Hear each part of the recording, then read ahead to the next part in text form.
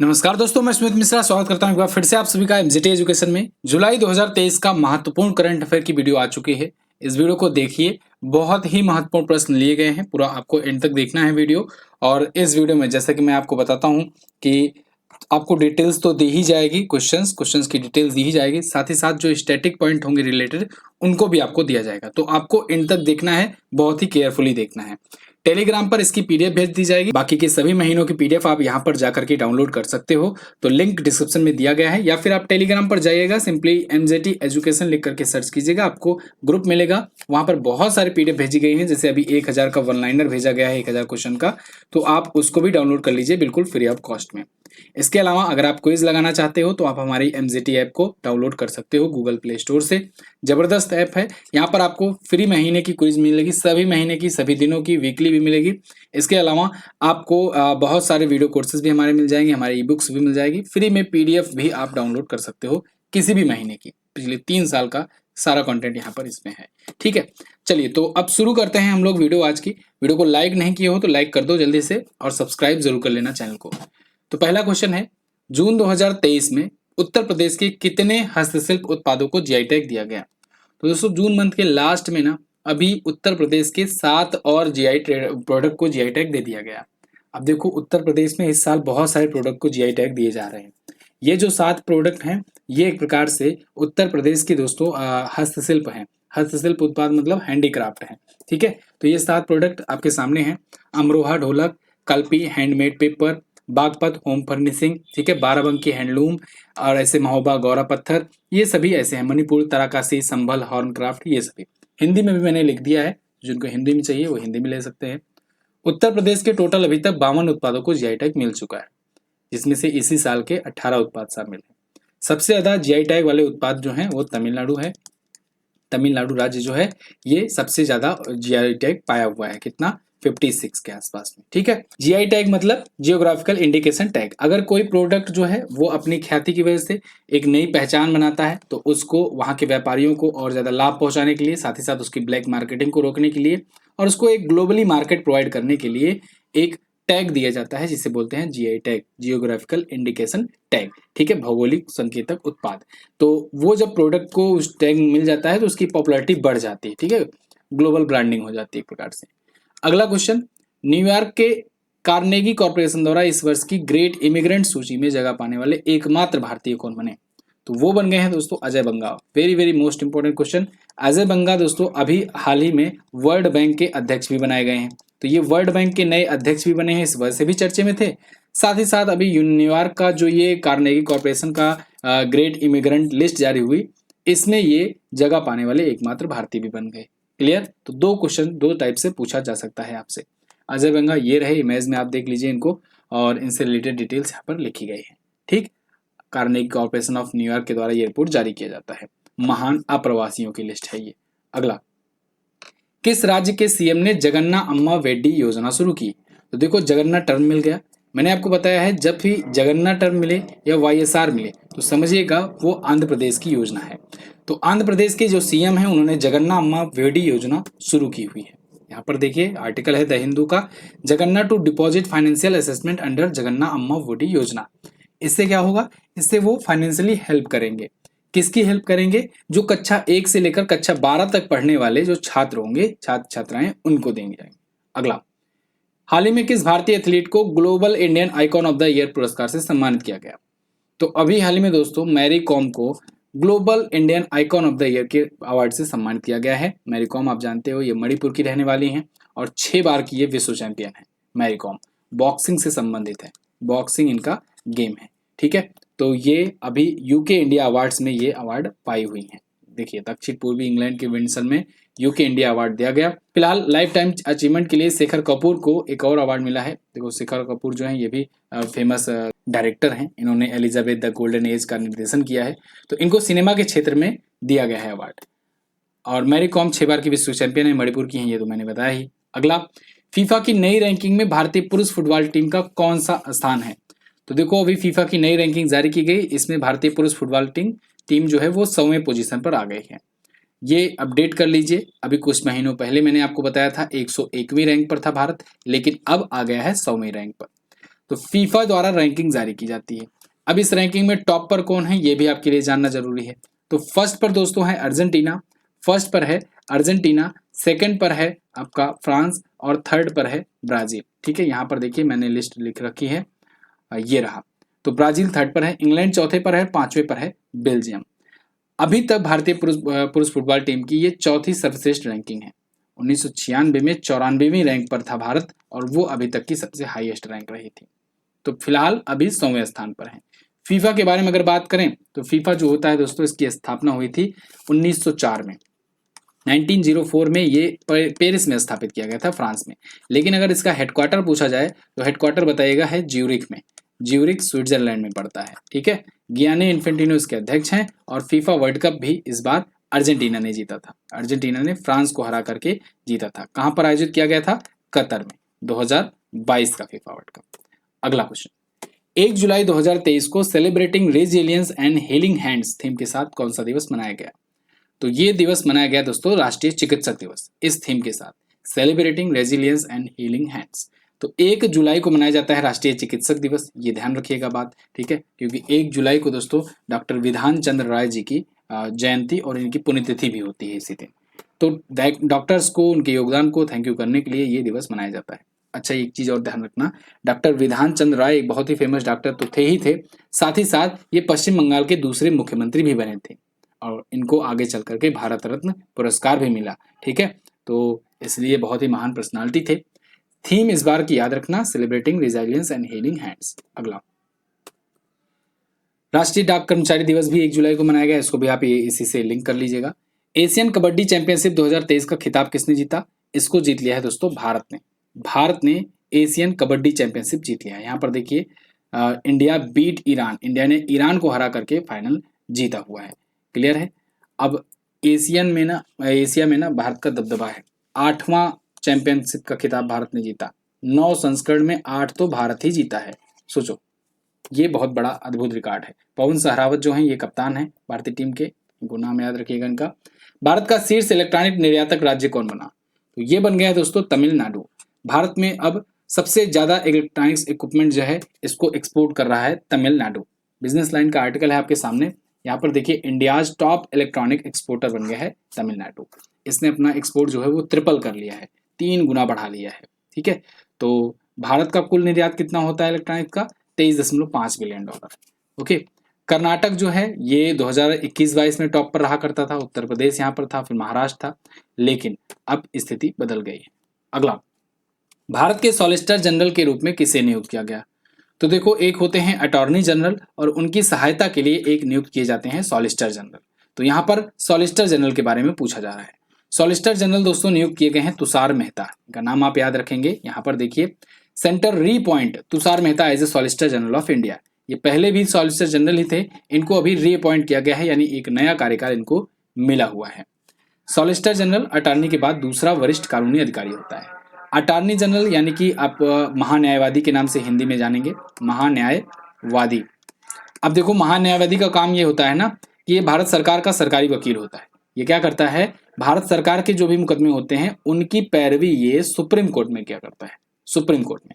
ऐसे ही दोस्तों एक होता है महाधिवक्ता, वो राज्य सरकारों के लिए होता है और राज्य सरकार के मुकदमों की पैरवी वो हाई कोर्ट में करता है। क्लियर है ना। अगला, अच्छा, कमेंट बॉक्स में मुझे बताओ कि भारत के वर्तमान में अटॉर्नी जनरल हैं कौन? कमेंट करिए, ये क्वेश्चन अभी पूछा गया था सीजीएल के एग्जाम में पहले ही दिन। भारतीय क्रिकेट टीम का नया मुख्य जर्सी प्रयोजक किसे नियुक्त किया गया? तो मुख्य जर्सी प्रयोजक जो जर्सी का स्पॉन्सर बन गया है वो बन गया है ड्रीम 11। इसको लेकर के काफी ज्यादा क्रिटिसिज्म भी हो रहा है इंडिया टीम का, क्योंकि इंडिया टीम में जहां इंडिया लिखा था उस जगह पर ड्रीम 11 लिख उठा है। ठीक है, बिल्कुल। तो जर्सी स्पॉन्सर है आज के टाइम पर ड्रीम 11 भारतीय क्रिकेट टीम का। अभी टेस्ट मैच खेलने गई हुई है, वेस्ट इंडीज से टेस्ट सीरीज चल रही है और वहां पर जो टीम के खिलाड़ी हैं उनकी टी शर्ट पर जहां इंडिया लिखा था उस जगह पर ड्रीम 11 लिख उठा है। इस वजह से ये कंट्रोवर्सी में आई हुई बात। मतलब आप ऊपर भी लिख सकते थे, नीचे भी लिख सकते थे, लेकिन इंडिया को हटा करके उसमें लिखने की क्या जरूरत थी। फिलहाल मार्च 2026 तक ड्रीम 11 जो होगा यही जर्सी स्पॉन्सर होगा। कुछ दिन पहले मैंने आपको किट स्पॉन्सर बताया था। किट स्पॉन्सर बन गया है एडिडास, ये ध्यान रखिएगा। किट अलग चीज है, जर्सी अलग है। जर्सी मतलब जो कपड़े पहनते हैं वो जर्सी हुआ, जो ड्रेस टीम इंडिया की होती है, ठीक है।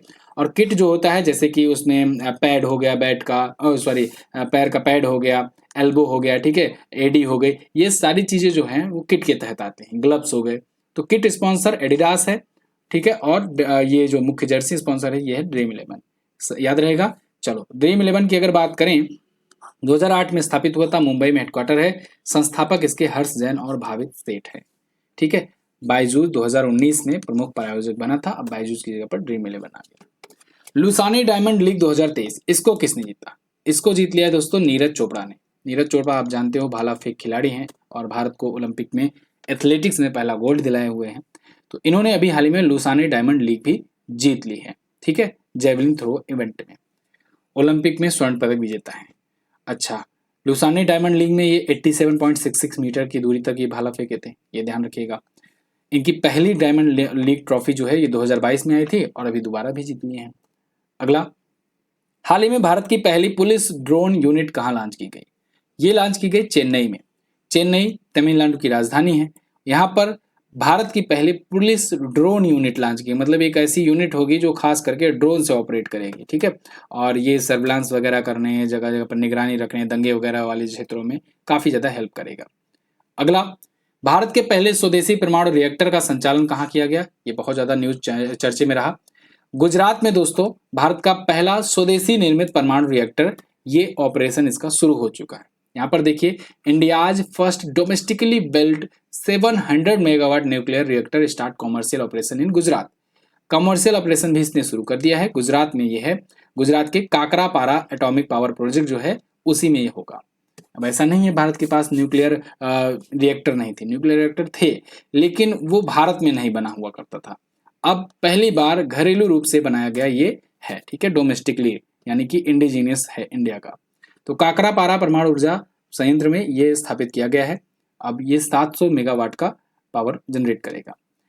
राजस्थान के रावत भाटा और हरियाणा के गोरखपुर में 700 मेगावाट के परमाणु ऊर्जा संयंत्रों का निर्माण और चल रहा है। यहाँ पर भी हो जाएगा तो ये भी इंडिजीनियस ही होगा, ठीक है। अच्छा, कहाँ कहाँ पर कौन कौन है ये भी यहीं से याद कर लो, ये भी पूछा जाता है। हरियाणा में गोरखपुर है न्यूक्लियर पावर प्लांट, और राजस्थान में रावत भाटा न्यूक्लियर पावर प्लांट है। ये गोरखपुर आप योगी आदित्यनाथ वाला मत समझना, यूपी का जिला है एक, वो मत समझना। ये हरियाणा में भी एक गोरखपुर है, वो समझिएगा। अगला, महिला सीपीएल के लिए साइन अप करने वाली पहली भारतीय खिलाड़ी कौन बनी? तो दोस्तों वो बन गई हैं श्रियंका पाटिल। श्रियंका पाटिल जो हैं ये सीपीएल यानी कैरिबियन प्रीमियर लीग, जो महिला का कैरिबियन प्रीमियर लीग होता है, जैसे भारत में आईपीएल होता है, डब्ल्यूपीएल होता है, वैसे वहां पर सीपीएल होता है, कैरिबियाई प्रीमियर लीग। तो वहां पर साइन अप करने वाली ये पहली भारतीय खिलाड़ी बन गई हैं श्रियंका। यहाँ पर देखिए आर्टिकल है आपके लिए। तो विमेंस में ये खेलेंगी टीम में, और ऐसा करने वाली ये पहली भारतीय भी बन गई हैं, ठीक है। ये गुयाना अमेजन वॉरियर्स के लिए खेलेंगे। अगला, हाल ही में किसने 2023 का पीईएन प्रिंटर पुरस्कार जीता? तो पेन प्रिंटर पुरस्कार या कहो पीईएन प्रिंटर पुरस्कार, ये मिला है इस बार दोस्तों माइकल रोसैन को। किसे? माइकल रोसैन को। यहाँ पर देखिए आर्टिकल है, ये बहुत ही फेमस दोस्तों ये राइटर हैं और चिल्ड्रंस पर ये खास करके पुस्तकें लिखते हैं, तो इनको ये पुरस्कार मिला है। इनकी सबसे प्रसिद्ध जो कृतियां हैं या कहें कि जो लेख हैं, उनमें we are going on a bear hunt, you can't catch me, sad book, ये सभी शामिल हैं। फिलहाल 2023 का पेन प्रिंटर पुरस्कार पूछा जाएगा आपसे, तो आप बताइएगा माइकल रोसैन। किस देश ने $5 बिलियन की लागत वाली स्मार्ट सिटी आर्काडॉग का उद्घाटन किया? तो दोस्तों आर्काडॉग एक mega project, mega smart city जो है ये लॉन्च हुआ है। तुर्कमेनिस्तान ने इसे लॉन्च किया है। अभी कुछ दिन पहले मैंने आपको बताया था सऊदी अरब वाले के बारे में, अब यहाँ पर देखो तुर्कमेनिस्तान ने भी लॉन्च कर दिया है। $5 बिलियन की ये एक मेगा सिटी होगी, मेगा फ्यूचरिस्टिक सिटी होगी, और इसको नाम दिया गया है आर्काडॉग, ठीक है। तुर्कमेनिस्तान की राजधानी अजगाबाद होती है। प्रेसिडेंट है सरदार बार्डी मुखादेव। मुद्रा इसकी तुर्कमेनिस्तानी मन्नत होती है। मुद्रा पूछी जाएगी आपसे। अभी मैंने जिक्र किया सऊदी अरब वाली, तो जो सऊदी अरब वाली थी वो $8 बिलियन की सिटी बनने की घोषणा हुई है। $8 बिलियन का उन्होंने प्रोजेक्ट अभी लॉन्च किया है, और इसके तहत वो एक फ्यूचरिस्टिक सिटी बनाएंगे, उसका नाम होगा मोखाप। वो मोखाप सिटी परियोजना है, ठीक है। अगला, ब्लूमबर्ग की रिपोर्ट के अनुसार दुनिया का सबसे बड़ा बैंक कौन बना?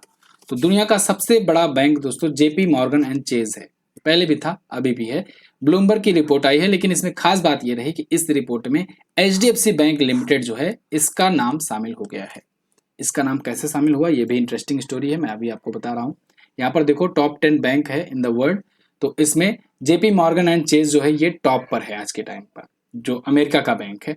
ठीक है, तो JP मॉर्गन एंड चेज ये टॉप पर है, HDFC बैंक जो है इसमें लिस्ट बना लिया है और इसमें ये चौथे पोजीशन पर आ चुका है।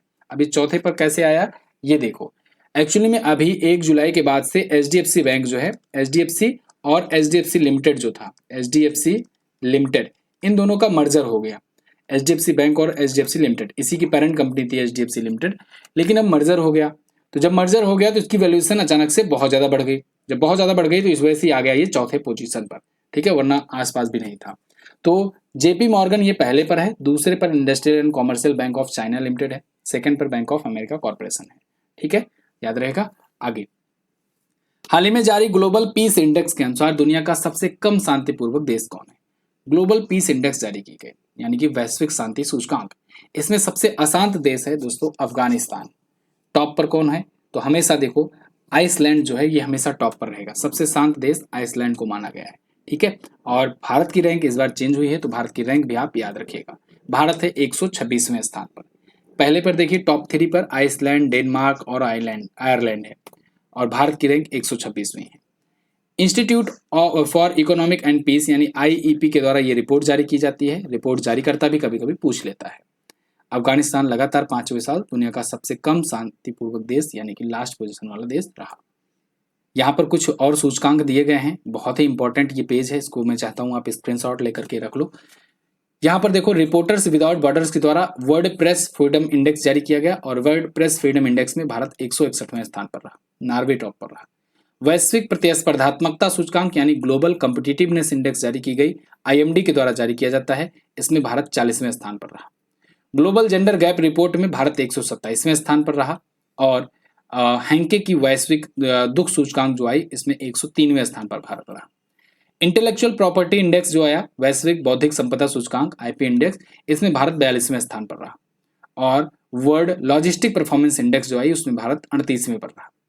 वर्ल्ड हैप्पीनेस इंडेक्स में भारत 126वें पर है। देखो शांति के मामले में भी 126 पर, और हम लोग किसमें हैं, हैप्पीनेस के मामले में भी 126 पर। हेनली पासपोर्ट इंडेक्स आई, इसमें हम लोग 85वें स्थान पर है। ग्लोबल जेंडर गैप में 127 पर, 126 और 127 दो आप याद रखिएगा जरूर।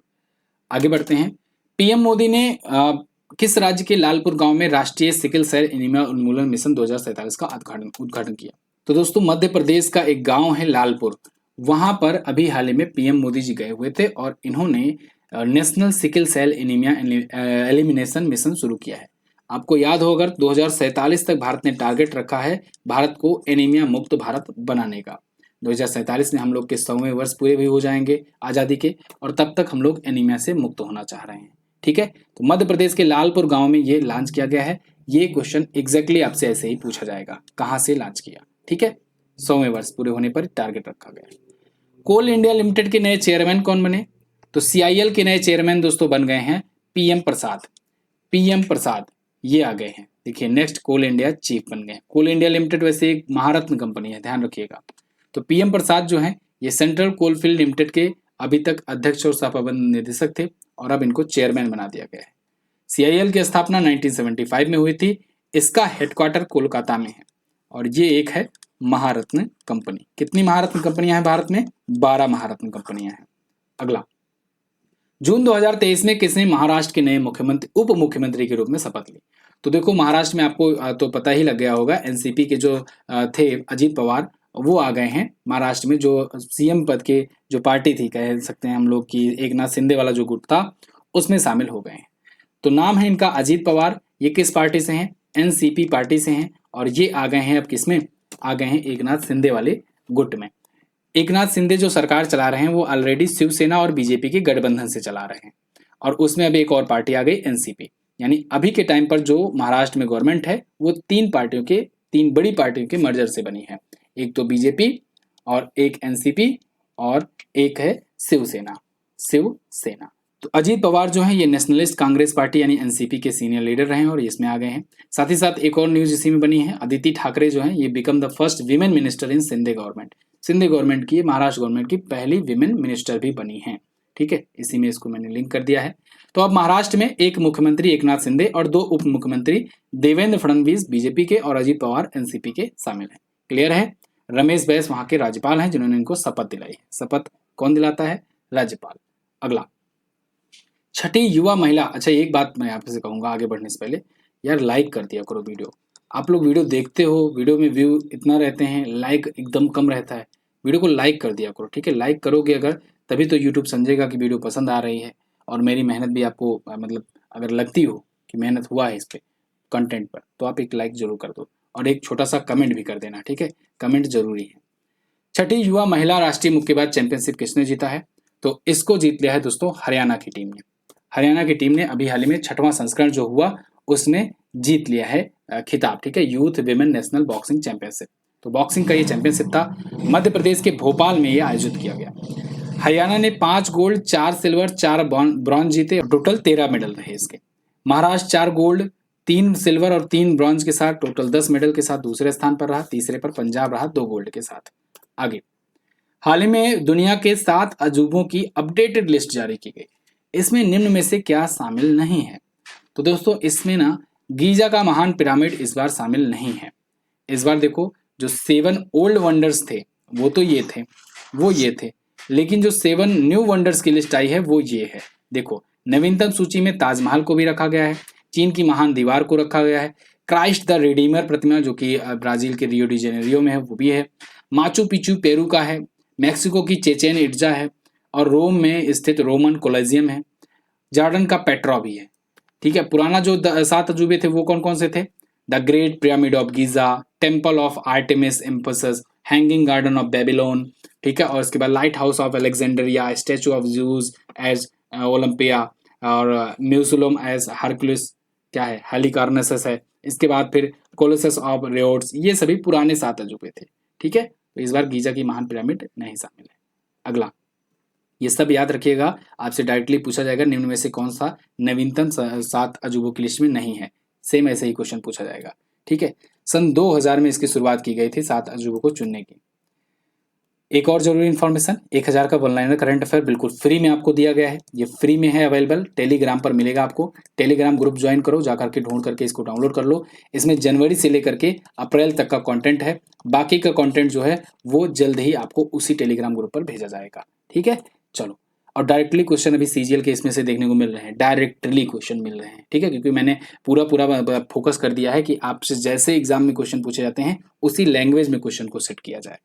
तो देखो, G20 research and innovation initiative gathering की अभी एक बैठक हुई, इसकी मेजबानी कौन करेगा? तो ये बैठक दोस्तों हुई है मुंबई में। तो इसकी बैठक की मेजबानी कौन किया? मुंबई किया। यहाँ पर देखिए आपके सामने है ये, Mumbai to host the G20 research and innovation initiative gathering की एक समिट। ठीक है। देखो, G20 की मेजबानी भारत कर रहा है। इसके तहत बहुत सारी मीटिंग्स की जा रही हैं जगह जगह पर, और इन मीटिंग्स में पहली अलग अलग विषय पर क्यों हो रहा है, तो पहली मीटिंग्स किन किन विषयों पर कहाँ कहाँ हुई, ये इंपॉर्टेंट है। और इसके लिए मैंने अभी रिसेंटली आपको G20 समिट्स की एक वीडियो दी हुई है। आपको जाना है प्लेलिस्ट में, बिल्कुल फ्री में अवेलेबल है। ये सब पेड कंटेंट है, समझ लो। G20 की जितनी भी मीटिंग्स हुई हैं, जिनमें पहली मीटिंग जैसे कि शेरपा की पहली मीटिंग, ठीक है, Y20 की पहली मीटिंग, ठीक है, G20 में, और ऐसे मतलब जितनी भी मीटिंग्स हुई पहली वो सब उसमें इंक्लूड किया गया है। तो प्लेलिस्ट में आपको जाना है, मिशन सीजीएल के नाम से प्लेलिस्ट एक शुरू किया गया था, उस प्लेलिस्ट में आपको ये वीडियो मिलेगी, देख डालिएगा, बहुत इंपॉर्टेंट है, यहाँ से क्वेश्चन मिलेंगे आपको। ठीक है। फिलहाल ये बैठक 4 से 5 जुलाई के बीच में चली। डॉक्टर जितेंद्र सिंह जी जो हैं अध्यक्षता की है। जुलाई 2023 में यूएई भारत आर्थिक शिखर सम्मेलन कहाँ आयोजित किया गया? तो ये आयोजन हुआ दोस्तों अबू धाबी में। कहाँ पर? अबू धाबी में। यहाँ पर देखिए, अबू धाबी जो है ये set stage for stronger trade and economic relation with UAE India economic. ठीक है। और इसमें संयुक्त अरब अमीरात में जो भारत के राजदूत हैं संजय सुधीर, इन्होंने भारत की तरफ से अध्यक्षता की है। आईडीएफसी फर्स्ट बैंक का निम्न में से किस बैंक के साथ विलय किया जाएगा? तो आईडीएफसी फर्स्ट बैंक जो है ये आईडीएफसी लिमिटेड के साथ मर्ज होगी। सेम वैसे ही जैसे एचडीएफसी बैंक का अभी एचडीएफसी लिमिटेड के साथ हुआ था, वैसे ही आईडीएफसी फर्स्ट बैंक का आईडीएफसी लिमिटेड के साथ होगा मर्जर। उसके बाद ये भी काफी बड़ी बैंक बन जाएगी, है ना। यहाँ पर देखो, सिंगल एंटिटी बनने के लिए ये लोग तैयार हैं, लेकिन अभी ये लंबा प्रोसेस है, क्योंकि शेयर जो भी शेयर धारक होते हैं उनको भी शेयर्स वगैरह में बांटने पड़ते हैं। तो ये लंबा प्रोसेस है, शुरुआत हो चुकी है, आगे धीरे धीरे करके फाइनल होगा। आईडीएफसी फर्स्ट बैंक की स्थापना 2018 में हुई थी, मुंबई में हेडक्वार्टर है, सीईओ है वी वैद्यनाथ। अगला क्वेश्चन है, हाल ही में किसे प्रतिष्ठित पॉइंट ऑफ लाइट पुरस्कार से सम्मानित किया गया? तो अभी हाल ही में दोस्तों राजेंद्र सिंह धट्ट को पॉइंट ऑफ लाइट पुरस्कार से सम्मानित किया गया है। राजेंद्र सिंह धट्ट जो कि 101 साल की उम्र के हो चुके हैं, लग रहा है आपको 101 साल के ये हो चुके हैं, और इनको अभी हाल ही में ऋषि सुनक के द्वारा ये सम्मान दिया गया है, और ये वर्ल्ड वार सेकंड के लिए दिया गया है। वर्ल्ड वार सेकंड में इन्होंने ब्रिटेन के लिए लड़ा था, और ब्रिटिश भारतीय युद्ध के दिग्गजों को एक साथ लाने के लिए इनको ये दिया गया है। ऋषि सुनक के द्वारा दिया गया है, जो कि ब्रिटेन के प्राइम मिनिस्टर हैं। ठीक है, राजेंद्र सिंह धट्ट। आगे, वस्तु एवं सेवा कर दिवस कब मनाया जाता है? बहुत ही इंपॉर्टेंट दिवस है ये। तो 1 जुलाई को दोस्तों मनाया जाता है वस्तु एवं सेवा कर दिवस, यानी goods and services tax day, जिसे हम लोग शॉर्ट फॉर्म में बोलते हैं जीएसटी दिवस। तो जीएसटी दिवस दोस्तों प्रत्येक वर्ष 1 जुलाई को मनाया जाता है। 1 जुलाई को क्यों? क्योंकि 1 जुलाई को ही 2017 में आधी रात से पूरे भारत में जीएसटी की घोषणा की गई थी कि जीएसटी लागू हो गया है। ठीक है, जीएसटी दोस्तों लागू होने के लिए देखो इसमें बहुत सारी डिटेल्स हैं, मैं चलो आपको एक एक करके दिखाता हूं। तो 1 जुलाई को आधी रात से 2017 से ये जीएसटी लागू हुआ भारत में। जीएसटी 4 प्रकार से होते हैं, सीजीएसटी यानी सेंट्रल जीएसटी, एसजीएसटी यानी कि स्टेट जीएसटी, यूटीजीएसटी यानी कि यूनियन टेरिटरी के जीएसटी, आईजीएसटी मतलब होता है इंटीग्रेटेड जीएसटी। ठीक है, जीएसटी सुझाव की समिति जो है ये विजय केलकर समिति थी। ये इंपॉर्टेंट है, ये पूछा गया है कई बार एग्जाम में कि किस समिति की सिफारिश पर जीएसटी लाया गया, तो आप बताएंगे विजय केलकर समिति। ठीक है, जीएसटी टैक्स स्लैब है 5। अब बहुत सारे लोग, मतलब इसको मैं हजारों बार बता चुका हूँ स्टूडेंट्स को, लेकिन फिर भी कमेंट्स आते रहते हैं। एक्चुअली में जितने भी नए स्टूडेंट आते हैं ना, उनमें ये कन्फ्यूजन रहती है।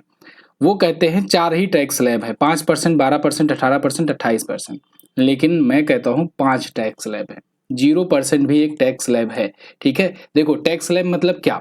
टैक्स स्लैब मतलब ये कि कुछ वस्तुएं जिस टैक्स स्लैब के दायरे में आए, मतलब जिस टैक्स की रेंज में आए, इसमें से वो हुआ टैक्स स्लैब। ठीक है, तो कुछ वस्तुएं जो हैं ये 5% में आ रही हैं टैक्स स्लैब में, कुछ जो हैं वो 12% में आ रही हैं, कुछ 18%, कुछ 28%। कुछ वस्तुएं ऐसी भी हैं जिन पर 0% का टैक्स लगता है, तो वो 0% टैक्स स्लैब में आएंगी। ठीक है, तो इसलिए ये भी एक टैक्स स्लैब है, और टोटल अगर आपसे पूछा जाए कितने टैक्स स्लैब हैं, तो आप बताएंगे 5 टैक्स स्लैब हैं। ठीक है, तो ये ध्यान रखिएगा, बार बार मुझे ये चीजें बतानी पड़ती हैं। चलो, तो असम जो है जीएसटी लागू करने वाला पहला राज्य था, अंतिम राज्य जम्मू कश्मीर था। अब जीएसटी लाने के लिए ना 122वां बिल लाया गया था। कौन सा? 122वां बिल लाया गया था, लेकिन बिल से तो कुछ होता नहीं। बिल जो है एक्ट तब बनता है जब राष्ट्रपति और बाकी के जो दोनों सदन है, दोनों सदनों की मंजूरी और राष्ट्रपति की मंजूरी मिल जाए। तो ये सब मिलते मिलते हुआ, जब मिल गया तब फिर 101वां संविधान संशोधन हुआ। अब आप कहोगे ये घट कैसे गया? तो एक्चुअली में बहुत सारे बिल जो हैं वो अभी भी पेंडिंग में पड़े हुए हैं, उन पर तीनों सदनों की, या कहें कि 2 सदन और राष्ट्रपति की मुहर फाइनल नहीं हो पाई है। ठीक है, तो जो मुहर फाइनल होता है वो एक्ट बनता जाता है, बाकी पेंडिंग में रहते ही हैं। तो अभी तक 106 संविधान संशोधन हो चुके हैं, जिनमें से 101वां संविधान संशोधन था जीएसटी। आगे, सैफ चैंपियनशिप 2023 का खिताब किसने जीता है? इसको जीत लिया है दोस्तों भारत ने। सैफ चैंपियनशिप का खिताब इस बार भारत ने जीता। देखो ये सुनील छेत्री आपको दिख रहे हैं, अपने भारत के लीजेंड खिलाड़ी हैं, फुटबॉल के खिलाड़ी हैं, और इन्होंने कुवैत को हरा करके, मतलब भारतीय टीम ने कुवैत को हरा करके ये जीता हुआ है खिताब। ठीक है, सैफ चैंपियनशिप खिताब। तो बेंगलुरु के ये कांतिरावा स्टेडियम में ये खेला गया। फेयर प्ले अवार्ड, यानी कि अच्छे तरीके से फेयर प्ले, खेल भावना का अवार्ड जो मिला वो नेपाल फुटबॉल को मिला। बेस्ट गोलकीपर का अवार्ड मिला अनीसुर रहमानी जिको को। इसके अलावा सुनील छेत्री ये हाईएस्ट गोल स्कोरर रहे, 6 गोल ये दाग चुके हैं। वैसे दुनिया में अगर देखा जाए तो अंतर्राष्ट्रीय मैचों में तीसरे सबसे ज्यादा गोल करने वाले ये खिलाड़ी हैं। Most valuable player Sunil Chhetri ही रहे। अगला, जुलाई 2023 में गृह मंत्री अमित शाह ने कहां पर देश के पहले सरकारी संचालित सैनिक स्कूल की नींव रखी? सहकारी संचालित सैनिक स्कूल। तो दोस्तों अभी हाल ही में अमित शाह जी ने गुजरात में देश के पहले सहकारी मतलब कोऑपरेटिव्स, तो कोऑपरेटिव बेस्ड जो सैनिक स्कूल है उसकी आधारशिला रखी हुई है। यहाँ पर देखिए आर्टिकल भी आपके सामने। तो ये गुजरात के मेहसाना में इन्होंने इसकी घोषणा की है। ठीक है, गुजरात के मेहसाना में। तो ये PPP मॉडल पर होगा, यानी प्राइवेट पब्लिक पार्टनरशिप के आधारित होगा ये। अगला, सहकारिता मंत्री अमित शाह जी हैं, ये जानते हो आप। आजादी के 100 वर्ष पूरे होने के लक्ष्य की ओर बढ़ते हुए सरकार ने अमृत काल को क्या नया नाम दिया? नाम इतना बदले जा रहे हैं, देखो अमृत काल का भी नाम बदल दिया गया। भाई इसका क्या दोष था? देखो, अमृतकाल एक्चुअली में है क्या, 2022 से लेकर के 2047 तक, यानी कि हम लोग जब 75वीं वर्षगांठ मनाए अपना, तो 75 वर्ष से लेकर के 100वीं वर्षगांठ आजादी के पूरा होने तक का जो बीच का जो टाइम पीरियड है 25 वर्ष का, उसको सरकार ने कहा था कि ये अमृतकाल होने वाला है, क्योंकि भारत इस दौर में इतना ज्यादा विकसित होगा, विकास करेगा कि वो 2047 तक होते होते विकसित देश बन जाएगा, और हम लोगों ने टारगेट भी रखा है 2047 का। लेकिन अमृतकाल तो ठीक था, चलो ये अमृतकाल, ये गोल्डन पीरियड होने वाला है, लेकिन सरकार ने कहा ये अमृतकाल कब बनेगा, जब हम लोग कर्तव्य करेंगे। तो फिर कर्तव्य काल इसको नाम रख दो, जिससे लोगों को याद रहे कि ऐसा नहीं कि बस बैठे रहो सोते रहो उसके बाद कहो कि हाँ अमृतकाल तो बन ही रहा है। इसमें हम सबको लगना होगा, एक एक देशवासियों को इसमें लगना होगा, हर हर व्यक्ति को अपने अपने जगह पर, अपने अपने स्तर पर छोटे छोटे जिस भी प्रकार से लोग कंट्रीब्यूट कर सकते हैं वो करना होगा। फिलहाल सावन का महीना चल रहा है और आप अपनी पढ़ाई में भी सुधार ला सकते हो। पढ़ाई में सुधार के लिए आपके सावन माह का ये ऑफर चल रहा है, स्पेशल ऑफर लाया गया है और बहुत सारे लोग ऑफर का इंतजार भी कर रहे थे। 50% डिस्काउंट दिया जा रहा है सिर्फ और सिर्फ 2 दिनों के लिए। आप कोई भी कोर्स लो, कोई भी ई बुक लो, 2 दिनों के लिए आप कूपन कोड यूज करो सावन50। जाइए एमजेटी ऐप पर, MJT app Google play store से डाउनलोड कीजिए, वहां पर आप कूपन कोड यूज करिए सावन50 और आपको मिलेगा 50% का डिस्काउंट। मेरा एक फेवरेट है, देखो, जो कि चैनल का भी इस समय सबसे पॉपुलर बैच है, जीएस सफलता बैच 2.0। तो ये 18 माह की वैलिडिटी के साथ, जो लोग इसको अफोर्ड नहीं कर पा रहे थे, जिनको लग रहा था ये ज़्यादा महंगा है, तो उनको अब जो है इसका 50% ही पे करना है और आप ये बैच ले सकते हो, क्योंकि इसमें सारे सब्जेक्ट जो है ना बिल्कुल बेसिक से लेकर एडवांस लेवल तक आपके पढ़ाए जा रहे हैं। Current affair, static GK, computer science, economy, polity, सारा कुछ है, और जियोग्राफी की क्लासेस भी इसी सप्ताह शुरू होने वाली हैं। तो देर मत कीजिए, इस बैच को तो मैं जरूर रिकमेंड करूंगा, इसको आप जरूर ज्वाइन कीजिए इसी ऑफर के तहत। तो जीएस सफलता बैच आपको एमजेटी ऐप पर मिलेगा, लेने के लिए इस नंबर पर व्हाट्सएप कर सकते हो, वैसे आप कूपन कोड यूज करोगे तो अपने आप ले भी सकते हो। आगे बढ़ते हैं। अमृतकाल हैज बीन नेम्ड एज कर्तव्यकाल, देखो यहाँ पर ये चीजें लिखी गई हैं, कर्तव्यकाल नाम बदला गया है, ठीक है। आगे, सीनियर पुरुष चयन समिति के नए अध्यक्ष कौन बने? तो देखो, क्रिकेट में सीनियर पुरुष क्रिकेटर के जो टीम होती है उसके लिए जो मुख्य चयनकर्ता हो हैं, उसके अध्यक्ष बन गए हैं अजीत अगरकर। कौन? अजीत अगरकर। यहाँ पर देखिए आर्टिकल है, BCCI names Ajit Agarkar India's new chairman of selectors. देखो, एक सेलेक्टर्स की कमेटी होती है जिसके द्वारा टीम में, भारतीय टीम में कौन जाएगा, कौन खेलेगा, 11 में कौन, 15 में कौन होगा, खास करके ये चुना जाता है। बाकी 11 में तो कप्तान चुनता है, लेकिन 15 में कौन रहेगा ये चुनता है जो सिलेक्टर्स की कमेटी होती है उसके द्वारा, और उसमें जो चीफ सेलेक्टर होता है उसका भाई महत्व ही अलग है। तो देखो यहाँ पर अजीत अगरकर हैं कमेटी में, सिलेक्शन कमेटी में, शिव सुंदर दास है, सुब्रतो बनर्जी हैं, सलील लंकोला हैं, श्रीधरन शरत हैं, ये सभी हैं, ठीक है। तो बीसीसीआई यानी कि board of control for cricket in India, इसके द्वारा नियुक्त किया गया है। बीसीसीआई के अध्यक्ष भी नए बने हैं, याद रखिएगा। अध्यक्ष कौन है? रोजर बिन्नी। कौन है? रोजर बिन्नी, स्टुअर्ट बिन्नी के पापा, ठीक है। इससे पहले सौरभ गांगुली थे, बहुत सारे लोग अभी सौरभ गांगुली लेकर ही चल रहे हैं, अपडेट हो जाइए भाई, रोजर बिन्नी है इसके नए अध्यक्ष, ठीक है। और अक्टूबर नवंबर में हम लोग आयोजित भी करने जा रहे हैं आईसीसी का विश्व कप इस बार, तो भारत तो भाई इसमें महत्व रखता ही, हो सकता है इस बार ट्रॉफी भी आ जाए। विश्व जूनोसिस दिवस कब मनाया जाता है? दोस्तों, विश्व जूनोसिस दिवस प्रत्येक वर्ष मनाया जाता है 6 जुलाई को। देखिए यहाँ पर 6 जुलाई को वर्ल्ड जूनोसिस डे मनाया जाता है। अब ये जूनोसिस डे क्या है? तो दोस्तों, एक फ्रांसीसी जीव विज्ञानी थे लुई पास्चर, जिन्होंने बहुत सारे टीकों की भी खोज की आगे चल करके। तो इन्होंने 1885 में ही रेबीज का पहला टीका लगाया था, और इन्होंने ये बताया था कि जो रेबीज है ये क्या करता है कि जानवरों से जो होने वाली बीमारियां हैं, जानवर अगर मनुष्य को काटता है तो उसके जो होने वाली बीमारियां हैं उससे मदद करता है। लेकिन जानवर के काटने से जो मनुष्य में बीमारी फैलती है उसे कहते क्या है? उसी को कहते हैं जूनोटिक रोग, ठीक है। यानी जानवर या कीड़े मकोड़ों से अगर कोई बीमारी मनुष्य में फैल रही है तो उसे कहेंगे जूनोटिक रोग, और इसी प्रोसेस को जूनोसिस कहते हैं, और इसी से बचने के लिए जूनोसिस दिवस ये मनाया जाता है, ठीक है ना। तो 6 जुलाई ये दिन याद रखिएगा। वैसे लुई पास्चर ने किसके खोज की थी, आप मुझे बताइए। रेबीज का पहले टीका लगाया था, ठीक है। इसके अलावा इन्होंने एक और चीज की खोज की थी, आप मुझे कमेंट करके जरूर बताइएगा। One word one health, prevent zoonosis, stop the spread, ये है इस बार की थीम। जापान भारत समुद्री अभ्यास जिमेक्स 2023 का आयोजन कहां पर किया गया? तो इसका आयोजन विशाखापत्तनम में किया गया। भारत और जापान के बीच में ये नौसेना का अभ्यास था। देखो, भारत और जापान के बीच में ना कई एक्सरसाइज होती हैं, जैसे अभी मैंने आपको वीर गार्जियन बताया था कुछ दिन पहले, अगर आपको याद हो। वीर गार्जियन ये होता है एयरफोर्स के लिए। एयर फोर्स के लिए। तो इंडियन एयर फोर्स और जापानीज एयर फोर्स इसमें हिस्सा लेते हैं। एक होता है बहुत ही पुराना, बहुत पहले से होता आ रहा है, धर्म गार्जियन। बीस गार्जियन तो अभी शुरू किया गया है, धर्म गार्जियन बहुत पहले से शुरू हो रहा है, मतलब चलता आ रहा है।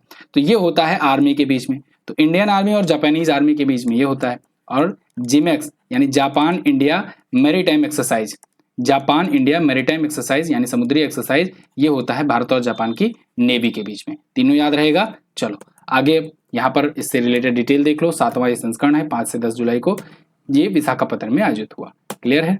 अगला, गूगल ने भारत नीति प्रमुख के रूप में किसे नियुक्त किया? तो गूगल ने अभी हाल ही में इंडिया में अपना जो पॉलिसी प्रमुख नियुक्त किया है वो नियुक्त किया है श्रीनिवास रेड्डी को। किसे? श्रीनिवास रेड्डी को। यहां पर देखिए, Google set to hire former Apple executive as a India policy head. ये एप्पल में पहले एम्प्लॉय थे, एप्पल में ये एग्जीक्यूटिव थे और अब इनको यहाँ पर नियुक्त किया गया है श्रीनिवास रेड्डी जी को। अच्छा, उससे भी पहले और उससे भी बाद मतलब कहें अगर तो ये माइक्रोसॉफ्ट में रह चुके हैं, लेकिन एप्पल का भौकाल ही अलग है, इसलिए एप्पल को हम लोग यहाँ पर बता रहे हैं। तो एप्पल और माइक्रोसॉफ्ट दोनों में काम कर चुके हैं, अब गूगल ने इनको हायर कर लिया है। ठीक है। स्थापना 4 सितंबर 1998 को हुई थी गूगल की। कैलिफोर्निया में हेडक्वार्टर है। सीईओ है सुंदर पिचाई, लैरी पेज और सर्गेई ब्रिन जो हैं इसके संस्थापक हैं। गूगल ने अभी हाल ही में बार्ड लॉन्च किया है। गूगल का जो बार्ड है ये किसको टक्कर देगा? ये चैट जीपीटी को टक्कर देगा। अगला, किस राज्य सरकार ने प्रधानमंत्री जन आरोग्य योजना के तहत बीमा की राशि दोगुनी कर दी? ये बड़ा अपडेट है। गुजरात राज्य सरकार ने अनाउंस किया है कि जो प्रधानमंत्री जन आरोग्य योजना है ना, पीएमजेएवाई आप सुनते हो, पीएमजेएवाई, तो इस योजना के तहत 5 लाख रुपए तक की बीमा कराई जाती थी। गुजरात ने कहा कि हम 10 लाख कर दे रहे हैं, है ना। वैसे भी 5 लाख भी कोई जल्दी पूरा नहीं कर पाता है, 10 लाख दे देते हैं। ठीक है, तो 10 लाख जो है ये मदद की जाएगी इसके तहत। ये दुनिया की सबसे बड़ी, सबसे पॉपुलर ये हेल्थ इंश्योरेंस स्कीम है। ध्यान रखिएगा, जन आरोग्य योजना, जिसे हम लोग किस नाम से जानते हैं? आयुष्मान भारत योजना के नाम से जानते हैं। आयुष्मान भारत योजना ये दुनिया की सबसे बड़ी, world largest health insurance scheme है और इसमें भारत सरकार जो है वो 5 लाख रुपए तक का मुफ्त इलाज कराती है जो आयुष्मान कार्ड धारक होते हैं उनको। लेकिन अब गुजरात सरकार ने कहा है हम 5 की जगह 10 लाख रुपए का बीमा कवर देंगे। क्लियर। आगे, किस राज्य सरकार ने 12वीं उत्तीर्ण करने वाले मेधावी छात्रों को स्कूटर प्रदान करने की घोषणा की? तो अभी हाल ही में दोस्तों असम राज्य सरकार ने यह अनाउंसमेंट किया है कि जो 12वीं उत्तीर्ण करेंगे वो मेधावी छात्र अगर भी हैं तो उनको स्कूटर दिया जाएगा। लड़की है तो स्कूटी, लड़का है तो बाइक वगैरह देंगे, नहीं तो स्कूटर दे देंगे। ठीक है। तो हेमंत बिस्वा शर्मा जी ने ये अनाउंस किया हुआ है। कक्षा 9 के 3.78 लाख छात्र जो हैं ये साइकिल पाएंगे और अगर 12 पास करते हो तो स्कूटर मिलेगा। अगला, हाल ही में किसने थ्रेड्स नाम का ट्विटर किलर ऐप लॉन्च किया? ट्विटर किलर एक प्रकार से कहें ट्विटर का कंपटीटर ऐप। तो थ्रेड्स नाम का ऐप लॉन्च किया दोस्तों किसने? मेटा ने लॉन्च किया है। मेटा ने इसे लॉन्च किया है या फेसबुक की पेरेंट कंपनी है, फेसबुक की पेरेंट कंपनी है और इसने ट्विटर को टक्कर देने के लिए थ्रेड्स लॉन्च किया है और लॉन्च होते ही ये काफी ज्यादा तेजी से डाउनलोड्स हो रहा है। ठीक है, और मतलब पॉपुलर भी हो रहा है काफी तेजी से। ये देखिए, ये इस प्रकार से इसका सिंबल है। ठीक है, और ये होगा ट्विटर किलर कहा जा रहा है, मतलब कि ट्विटर के कंपीट करने के लिए ये लॉन्च किया गया है। तो मेटा इसके मालिक हैं और मेटा जो है इंस्टाग्राम के, फेसबुक के, व्हाट्सएप के और जिफी जो है इसके, इन सब के ये मालिक हैं ही, साथ ही साथ अब थ्रेड्स के भी मालिक होंगे। और मेटा के सीईओ कौन है? Mark Zuckerberg. अगला, FIH हॉकी प्रो लीग 2022-23 का खिताब किसने जीता? इसको जीत लिया है दोस्तों नीदरलैंड ने। ठीक है, नीदरलैंड ने इसे जीता है FIH का हॉकी प्रो लीग का खिताब। यहाँ पर देखिए आर्टिकल है, Netherlands main seal second FIH hockey pro league title. दूसरी बार इन्होंने ये खिताब जीता हुआ है नीदरलैंड की टीम ने। ठीक है, और ये दूसरा खिताब जीतने वाली भी पहली टीम बन गई है। फिलहाल भारतीय पुरुष हॉकी टीम जो है ये 4थे पोजीशन पर रही, 4th पोजीशन पर इसमें रही। सेकंड पर ग्रेट ब्रिटेन रही, बेल्जियम की टीम जो है वो 3रे पर रही। अच्छा, अगर आपको याद हो हॉकी विश्व कप भी तो इस बार भारत ने आयोजित किया था। हॉकी विश्व कप भी तो हुआ था। हॉकी विश्व कप किसने जीता था भाई? 2023 वाला, इसको जीता था जर्मनी ने। किसने? जर्मनी ने जीता था हॉकी विश्व कप। पूछा जाएगा आपसे, याद रखिएगा। FIH यानी कि इंटरनेशनल हॉकी फेडरेशन 1924 में स्थापित हुआ था पेरिस में। हेडक्वार्टर इसका लुसाने में है, लेकिन अध्यक्ष हैं तैयब इकराम। अगला, राष्ट्रीय हरित न्यायाधिकरण यानी NGT, इसका अध्यक्ष किसे नियुक्त किया गया? तो इसके अध्यक्ष दोस्तों नियुक्त किए गए हैं सेओ कुमार सिंह। कौन? जस्टिस सेओ कुमार सिंह। यहाँ पर देखिए Justice Shiv Kumar Singh appointed acting chairperson to the National Green Tribunal यानी एनजीटी। हालांकि अभी ये कार्यवाहक नियुक्त किए गए हैं, लेकिन जल्द ही परमानेंट भी हो जाएंगे। 2010 में दोस्तों एनजीटी की स्थापना हुई थी और इसे एनजीटी यानी नेशनल ग्रीन ट्रिब्यूनल एक्ट 2010 के तहत लाया गया था। क्लियर। अगला, किस देश ने ज्वालामुखी विस्फोट के कारण 60 दिनों के लिए आपातकाल की घोषणा की? तो दोस्तों देखो, अभी पेरू एक दक्षिण अमेरिकी देश है, दक्षिण अमेरिकी देश है, ठीक है ना, अमेरिकी देश है। इसने अभी 60 दिनों का आपातकाल लगाया है क्योंकि वहां पर एक ज्वालामुखी विस्फोट हुआ है। ठीक है, यहां पर देखो, Peru declared state of emergency for 60 day in areas around Ubinas volcano. Ubinas volcano में अभी ज्वालामुखी विस्फोट हुआ है। ध्यान रखना, यूबिनास ज्वालामुखी पूछा जाएगा आपसे, यूबिनास ज्वालामुखी कहाँ स्थित है जिसमें हाल ही में विस्फोट हुआ है, तो आप बताएंगे पेरू में, क्योंकि पेरू ने इसके लिए इमरजेंसी भी घोषणा कर दी है। ये पेरू का सबसे सक्रिय ज्वालामुखी है और रिंग ऑफ फायर का हिस्सा है। रिंग ऑफ फायर आपको बता दें, प्रशांत महासागर के आसपास जो कुछ प्रमुख ज्वालामुखियां हैं उनके एक समूह को कहते हैं, ग्रुप को कहते हैं। पेरू की राजधानी लीमा होती है, मुद्रा पेरुवियन सोल होती है, राष्ट्रपति हैं डीना बोलुआर्टे। वैसे पेरू ने एक और 90 दिन का आपातकाल लगाया है, एक रोग वहां पर फैला हुआ है, ठीक है, डीबीएस करके बीमारी है। तो अभी अगर हो सकता है आगे अगर क्वेश्चन लिया गया होगा तो उसको बता देंगे, नहीं तो यहीं पर जान लो 90 दिनों का एक बीमारी की वजह से इसने महामारी टाइप की फैली है, उस वजह से भी आपातकाल लगाया है पेरू ने। तो 2 प्रकार का आपातकाल लगाया। अगला, किस राज्य सरकार ने विदेशी कैदियों को 15 मिनट तक वीडियो कॉलिंग करने की अनुमति दे दी? तो दोस्तों महाराष्ट्र सरकार ने ऐसा किया है कि जो विदेशी कैदी हैं वो अपने घर वालों की अगर याद आ रही है तो 15 मिनट तक वीडियो कॉलिंग कर सकते हैं, बशर्ते बांग्लादेश या पाकिस्तान या अफगानिस्तान के कैदी ना हो, ठीक है ना, खास करके बांग्लादेश और पाकिस्तान के। तो बांग्लादेश और पाकिस्तान के जो कैदी हैं या फिर आतंकवादी संगठनों के जो कैदी हैं, इनको ये सुविधा नहीं रहेगी। बाकी लोग जो हैं एक लिखित वचन पत्र के तहत वीडियो कॉलिंग कर सकते हैं हर सप्ताह में 2 बार 15 मिनट के लिए। महाराष्ट्र सरकार ये कैदियों के प्रति काफी ज्यादा मतलब उदार है। अभी आपको याद हो तो खावती योजना इसने शुरू किया था, खावती ऋण योजना शुरू किया था और खावती ऋण के तहत ये 50,000 रुपए तक कैदियों के घर वालों को लोन देती थी, लोन, ठीक है। ये शुरू किया गया है महाराष्ट्र के यरवड़ा जेल में जो कि पुणे में पड़ता है।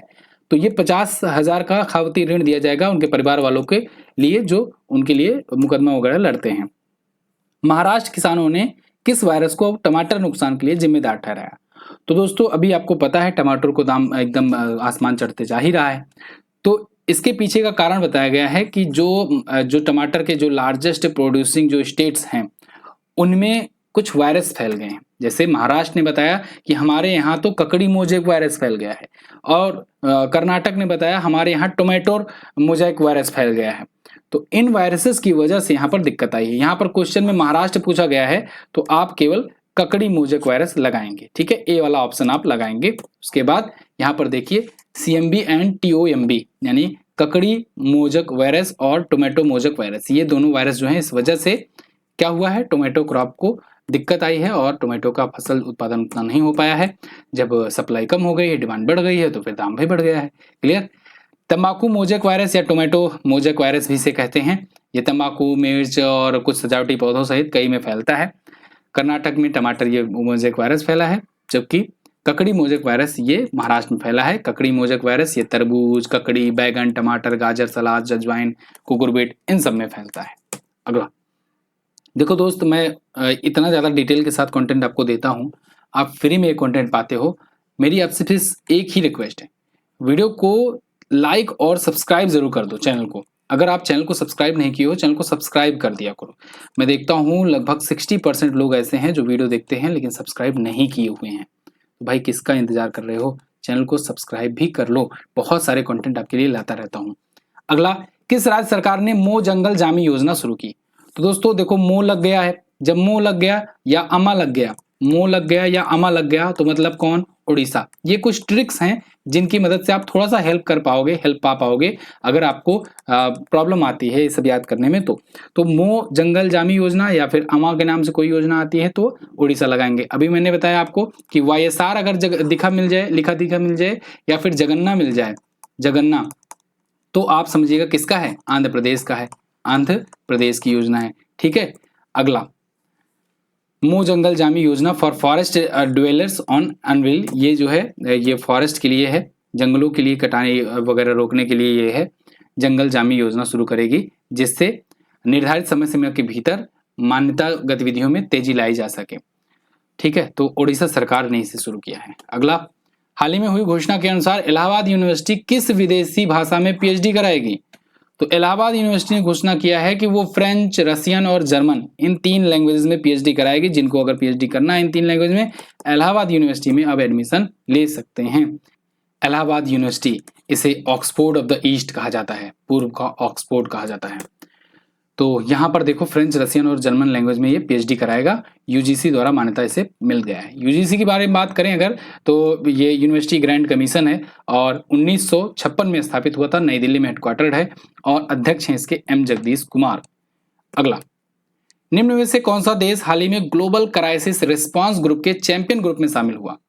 तो दोस्तों ग्लोबल क्राइसिस रिस्पांस ग्रुप के चैंपियंस ग्रुप में शामिल हो गया है Bharat.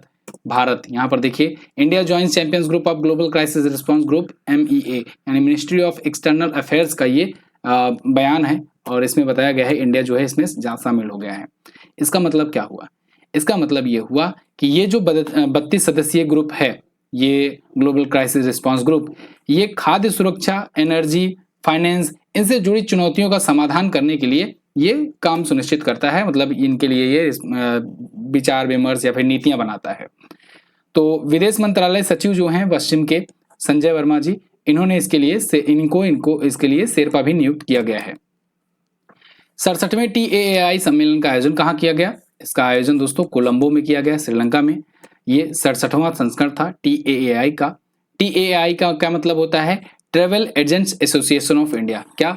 Travel agents association of India. तो 67वां इसका संस्करण था। ये श्रीलंका में कोलंबो में आयोजित किया गया 3 दिवसीय सम्मेलन था। तो ये खास करके भारत और श्रीलंका के उद्योग पेशेवरों को एक साथ लाने के लिए होता है। विश्व जनसंख्या दिवस कब मनाया जाता है? वेरी मोस्ट इंपॉर्टेंट, 11 जुलाई को मनाते हैं प्रत्येक वर्ष वर्ल्ड पॉपुलेशन डे, विश्व जनसंख्या दिवस। और आपको जान करके खुशी होगी, भारत जो है ये दुनिया का सबसे ज्यादा जनसंख्या वाला देश अब बन चुका है UN के अनुसार। ठीक है, क्योंकि अभी तो अपनी जनगणना आई नहीं है देश की, लेकिन UN ने घोषणा कर दिया है कि भारत दुनिया का सबसे बड़ा आबादी वाला देश है। इसके अलावा दुनिया भर की आबादी 8 बिलियन को क्रॉस कर गई है। कितना? 8 अरब की आबादी हो गई दुनिया की। भारत की आबादी 142 करोड़ से ज्यादा हो गई है। क्लियर है? तो अब 125 करोड़ मत बोलना, 142 करोड़ के ऊपर बोलना। Unleashing the power of gender equality, ये है इसकी थीम। ये थीम याद रखिएगा, इतना ही थीम आपको याद रखना है, बाकी वाला जो है आपको याद नहीं करना है। Unleashing the power of gender equality, ये पूछा जाएगा। फिलहाल ये दिवस कब से मनाया जाना शुरू हुआ? तो एक्चुअली में दोस्तों एक जनगणना आई थी 1987 में, जब पता लगा था कि दुनिया की आबादी 5 बिलियन हो गई है। अभी देखो 8 बिलियन हो गई है ना, लेकिन तब पता लगा था कि 5 बिलियन हो गई 1987 में। तो ये पता लगा था 11 जुलाई को, इसलिए 1989 में 11 जुलाई को ये दिवस मनाए जाने की घोषणा कर दी गई कि 11 जुलाई को अब से मनाया जाएगा वर्ल्ड पॉपुलेशन डे। और जब उसी टाइम बताया गया था कि चाइना जो है सबसे ज्यादा आबादी वाला देश बन रहा है, तो चाइना ने उसी टाइम पर 1 चाइल्ड पॉलिसी जो है ये शुरू कर दी थी। फिलहाल भारत दुनिया का सबसे ज्यादा आबादी वाला देश अब बन गया है, 8 अरब पार दुनिया की आबादी। नवंबर 2023 में तीसरे विश्व हिंदू सम्मेलन का आयोजन कहाँ किया गया? तो इसका आयोजन दोस्तों बैंकॉक में हो रहा है। बैंकॉक में मतलब किया जाएगा, देखो नवंबर में किया जाएगा। तो बैंकॉक थाईलैंड में है, ठीक है। तो यहाँ पर तीसरा विश्व हिंदू सम्मेलन आयोजित होगा। अब देखो इंपॉर्टेंट बात, एक अभी हिंदी सम्मेलन हुआ था और एक हिंदू सम्मेलन हुआ। ये तो हिंदी हिंदू में कंफ्यूज मत होना। हिंदी सम्मेलन ये हुआ कहाँ पर? ये हुआ दोस्तों नांडी फिजी में हुआ, ठीक है। और ये कौन सा था? 12वां संस्करण था। और ये जो हिंदू सम्मेलन हुआ ये तीसरा संस्करण है और ये कहाँ हुआ? ये हुआ बैंकॉक में थाईलैंड में। क्लियर है? कंफ्यूज तो नहीं होगे? चलो तो यहाँ पर देख लो, ये चीजें हैं। हिंदी सम्मेलन होगा, इसमें योगी आदित्यनाथ वगैरह जी जाएंगे सब लोग। वर्ल्ड हिंदू फाउंडेशन के द्वारा आयोजित होता है। पहला वाला 2014 में हुआ था दिल्ली में, दूसरा वाला 2018 में अमेरिका के शिकागो में हुआ और तीसरा यहाँ पर हो रहा है 2023 में। अगला, किस एजेंसी ने सूर्यमंडलीय निकायों की समीक्षा और सूचना प्राप्त करने के लिए यूक्लिड स्पेस टेलीस्कोप लॉन्च किया? तो इसको लॉन्च किया है दोस्तों यूरोपीय स्पेस एजेंसी ने, ESA ने। ईएसए क्या करेगा, एक टेलीस्कोप लॉन्च करेगा, एक हैवी टेलीस्कोप लॉन्च करेगा। देखो कुछ इस प्रकार से होगा और ये डार्क यूनिवर्स को और अच्छे से समझाने में ये काम करेगा, यानी उसको जाकर के एक्सप्लोर करेगा। वैसे इस महीने तो चंद्रयान 3 अपना पॉपुलर रह ही रहा है, तो उससे क्वेश्चन बनेंगे ही, उसको भी अभी हम लोग आगे कवर करेंगे। फिलहाल यूक्लिड टेलीस्कोप की बात करो, देखो ये गैलेक्सियों का ना 3D मैपिंग तैयार करेगा, 3D मैप बनाएगा, ईएसए के द्वारा लॉन्च किया गया है। लेकिन याद रखना नासा का जो बाहुबली टेलीस्कोप है, जेम्स वेब टेलीस्कोप, ये आपसे पूछा जाएगा, ये इंपॉर्टेंट है क्योंकि इसने नासा की मदद करनी स्टार्ट करी हुई है, बहुत जबरदस्त मदद कर रहा है, बहुत सारी चीजों को ये डिटेल में समझा रहा है। ग्रीक गणितज्ञ हैं यूक्लिड, उनके नाम पर इनका नाम रखा गया है यूक्लिड स्पेस टेलीस्कोप, ठीक है। ऐसे ही जेम्स वेब टेलीस्कोप जो है वो जेम्स के नाम पर रखा गया है। चलो अगला, किस देश ने भारतीय आम महोत्सव आमरस का उद्घाटन किया, किस देश में किया गया, तो रसिया में किया गया दोस्तों आमरस का उद्घाटन। आमरस के तहत 5 प्रकार के आम रसियन को खिलाए गए, कहा गया देखो ये भी एक प्रकार का फल है, फ्रूट है जो हमारे यहाँ बहुत फेमस है, जैसे लंगड़ा आम, दशहरी आम, चौसा, आम्रपाली, मल्लिका, ठीक है। और तो और अभी अपने यहाँ के जीआई टैगों की बात करें अगर, अल्फांसो आम महाराष्ट्र का जीआई टैग पाया हुआ है, भागलपुरी जर्दालू आम बिहार का जीआई टैग है, और लंगड़ा आम ये भी पा चुका है समझो, ठीक है, यूपी का ये है। तो ये सभी हैं जीआई टैग पाए हुए आम हैं, इनको याद रखिएगा। तो फिलहाल दिनेश प्रताप सिंह जी जो कि राज्य मंत्री हैं और पवन कपूर जो कि भारत के राजदूत हैं रसिया में, इन दोनों ने वहां पर उद्घाटन किया मॉस्को रसिया में, ठीक है। अगला, किस राज्य सरकार ने अंत्योदय श्रमिक सुरक्षा योजना का पायलट प्रोजेक्ट लॉन्च किया, तो अभी हाल ही में इसे लॉन्च किया है दोस्तों गुजरात ने। अंत्योदय श्रमिक सुरक्षा योजना, इसका पायलट प्रोजेक्ट लॉन्च किया है, मतलब कि अभी एक छोटे स्तर पर एक पायलट प्रोजेक्ट शुरू किया गया है, अंत्योदय श्रमिक सुरक्षा योजना, ठीक है। तो श्रम योगियों के लाभ के लिए ये योजना है, ऐसा करने वाला ये देश का पहला राज्य भी बन गया है। अगला, हाल ही में मिस यूनिवर्स नीदरलैंड का खिताब जीतने वाली पहली ट्रांसजेंडर महिला कौन बनी, तो वो बन गई हैं रिक्की वैलेरी कोले। ये मिस यूनिवर्स नीदरलैंड बनी है, ध्यान रखिएगा, मिस यूनिवर्स नहीं बनी है, तो ये मिस यूनिवर्स नीदरलैंड बनी है और ये बन गई हैं क्योंकि ये ट्रांसजेंडर है, तो पहली ट्रांसजेंडर महिला बन गई हैं। ये आपको दिख रहे हैं, यही हैं ये, ठीक है, रिक्की वैलेरी। तो अच्छा, मुख्य अतिथि जो पिछली बार की जो विजेता थी ना आर बोनी गैब्रियल, ये गई हुई थी यहाँ पर इस इवेंट में। मिस वर्ल्ड 2022 की विजेता की बात करें तो कैरोलिना बिलावस्का हैं, और मिस यूनिवर्स 2022 तो आप जान ही लिए R Bonney Gabriel. Miss World की शुरुआत 1951 में हुई थी, जबकि मिस यूनिवर्स की शुरुआत 1952 में हुई। भारत में अब तक 6 मिस वर्ल्ड आ चुके हैं, रीता फारिया पहली जीती थी। भारत में अब तक 3 जो है मिस यूनिवर्स आ चुके हैं, जिनमें सबसे पहले सुष्मिता सेन थी, दूसरी लारा दत्ता और तीसरी अभी हरनाज कौर सिंधु बनी थी, ठीक है, 21 में। अगला, कनाडा ओपन 2023 बैडमिंटन टूर्नामेंट के पुरुष एकल का खिताब किसने जीता है, तो इसको जीत लिया है दोस्तों लक्ष्य सेन ने।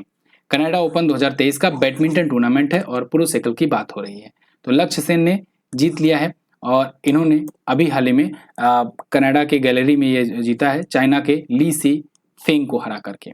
इनके करियर का दूसरा सुपर 500 खिताब था, वर्ल्ड रैंकिंग पे ये 19वें स्थान पर है। अंतर्राष्ट्रीय मलाला दिवस कब मनाया गया, तो अंतर्राष्ट्रीय मलाला दिवस दोस्तों 12 जुलाई को मनाया जाता है। ये मलाला यूसुफजई की याद में मनाया जाता है। मलाला यूसुफजई ये पाकिस्तानी लड़की हैं और समझ लो एक सामाजिक कार्यकर्ता हैं, महिलाओं को, अनाथ बच्चियों को पढ़ाने में ये काम करती हैं। इनको इनके कार्य के लिए 2014 में दोस्तों नोबेल पीस प्राइज मिला था। क्या मिला था, नोबेल पीस प्राइज मिला था इनको, मलाला यूसुफजई को।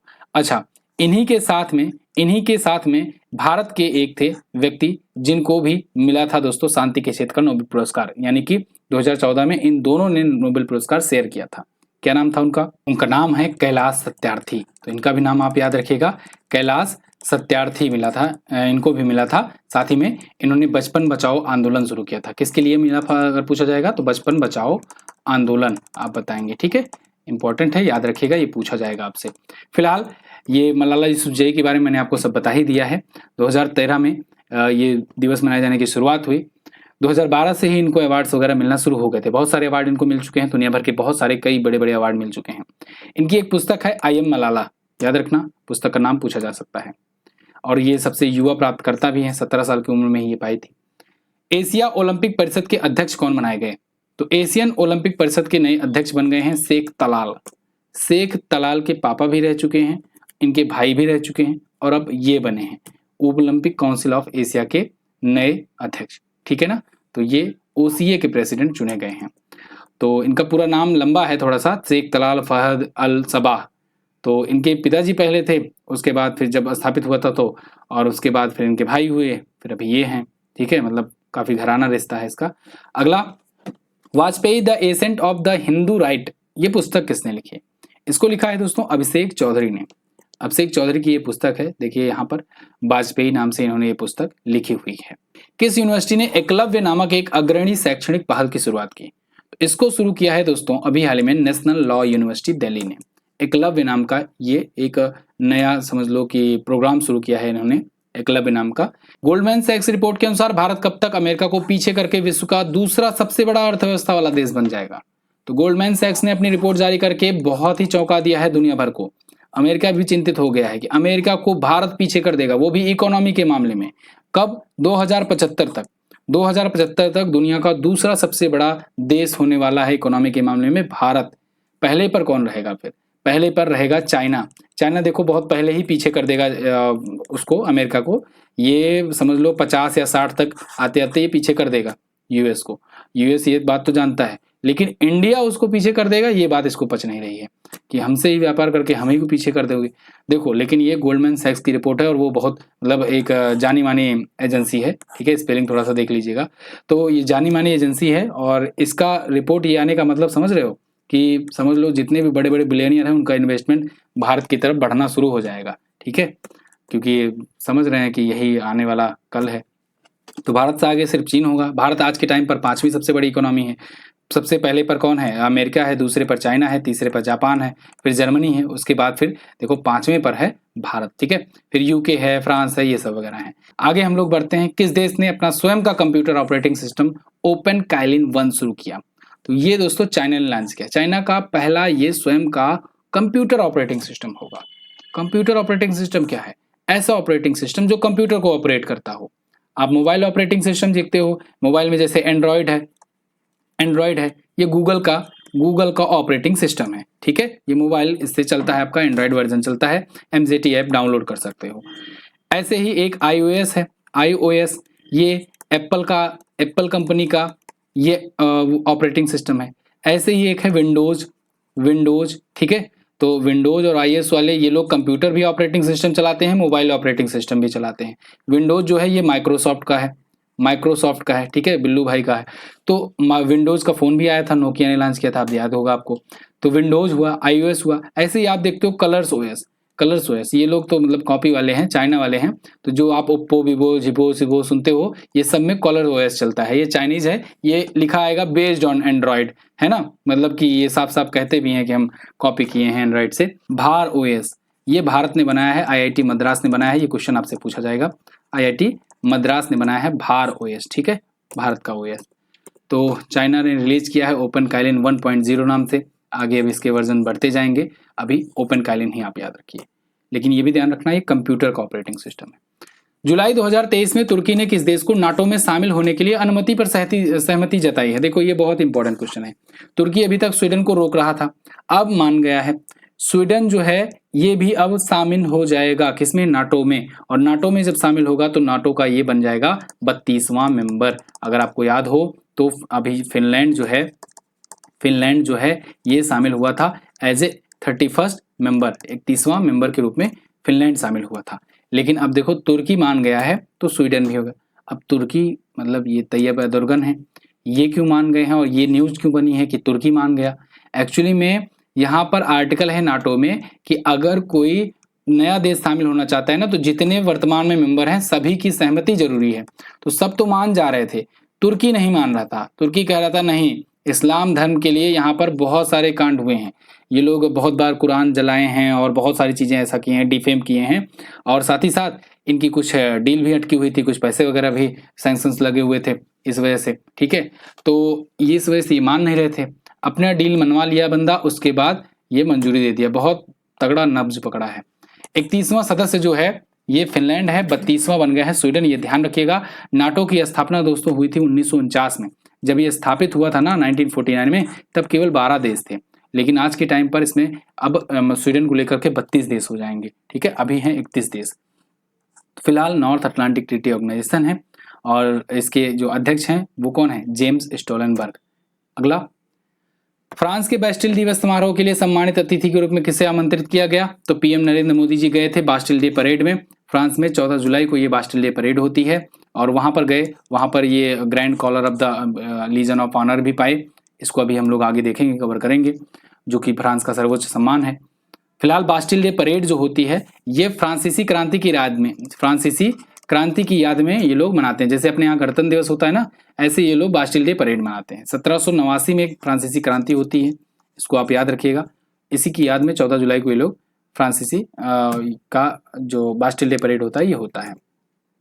तो प्रधानमंत्री फ्रांस की हैं एलिजाबेथ बॉर्न, यही गई थी रिसीव करने पीएम मोदी को। राष्ट्रपति हैं इमैनुअल मैक्रॉन। यूरो करेंसी है, राजधानी पेरिस है। भारत की पहली क्षेत्रीय एआई न्यूज एंकर का स्वागत किया गया, इसका क्या नाम रखा गया है? तो दोस्तों इसका नाम रखा गया है लीसा। एक ओडिया टीवी है, उसके द्वारा ये लीसा नाम की news anchor, artificial intelligence based humanoid news anchor launch की गई है। ध्यान से सुनिएगा एक एक लाइन, ये आर्टिफिशियल इंटेलिजेंस बेस्ड ह्यूमनॉइड है, ठीक है। ये किसी हीरोइन की तरह नहीं लग रही है, मुझे तो लग रही है। एक आर्टिफिशियल इंटेलिजेंस बेस्ड ह्यूमनॉइड है। ह्यूमनॉइड मतलब क्या होता है कि मतलब ह्यूमन की तरह दिखने वाली रोबोट है, ठीक है। और ये पहली न्यूज एंकर बन गई हैं। तो इस प्रकार से भारत में क्षेत्रीय ये पहली न्यूज एंकर बन गई हैं आर्टिफिशियल इंटेलिजेंस बेस्ड।